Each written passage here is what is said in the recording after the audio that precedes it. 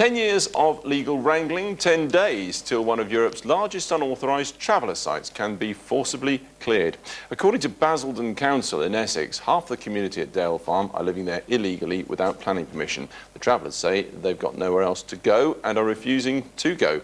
One group's in Geneva today to tell UN officials the move will breach their human rights. Now the council fears that policing the eviction could cost more than £18 million. Here's Carl Dinnan. 400 people here don't know for how much longer they'll keep their homes. This is Dale Farm.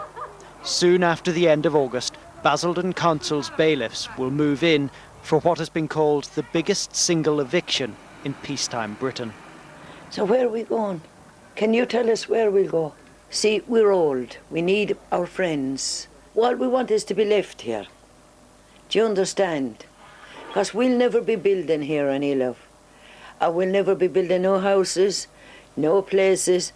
This'll do me for the end of my time. The folk who live here are Irish travellers. Around 80 of their caravans are set to be forcibly cleared off the site. The people who live on this site aren't squatters. They own the land here. The problem the council has with them is that they don't have planning permission to live on it. Of course, the travellers here say that's because the council won't give them planning permission.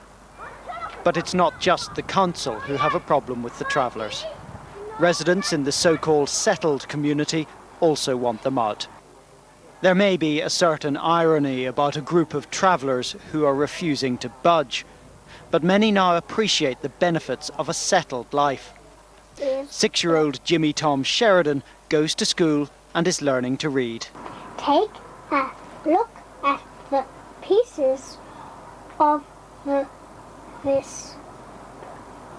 This is progress. Broken jigsaw. His mum, Nora, didn't go to school and can't read. The kids, they're devastated because they're saying they can't go back to school.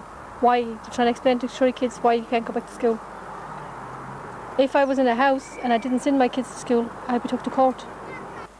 Some have been offered council housing, but the travellers don't want their community broken up, and many don't want to live in houses anyway. I wouldn't bring my kids up in bricks and mortar. Because I lived in a caravan my whole life. My mum lived, my grandparents lived, and my great-grandparents lived in caravans. So it's our community, that's it. That's always been hard for settled communities to understand.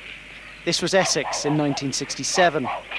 Amongst those fighting eviction, Grattan Puxon, who has long defended travellers' rights. You want to go over it and I go over my head. The Land Rover didn't run him over, and he's still fighting the travellers' corner. The council has never given us that chance to be legal and have a settlement here. Why do you think that is?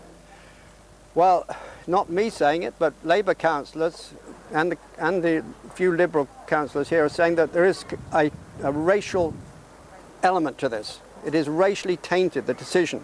The travellers themselves will go further and say, look, it's ethnic cleansing. I absolutely, totally reject that. This is purely a planning matter. The Conservative-led council insists this is about protecting the Greenbelt. Greenbelt is very special, it's a very special designation. The presumption is against development. There's very special circumstances.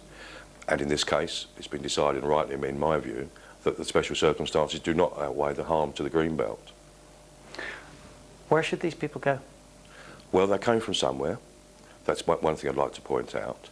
And we have, to those that we have a homelessness duty to, we have offered appropriate accommodation, yes, bricks and mortar, but there's no reason for the vulnerable, the elderly or the young to live on the roadside. That'll be their choice. But given the choice, the travellers would rather stay here, on land which, they note, was a scrapyard before they bought it. They say they would be ready to move to another site if one can be found, but so far the council has not given planning permission for any of the alternatives that have been offered. Carl Dinnan, Channel 4 News, at Dale Farm in Essex.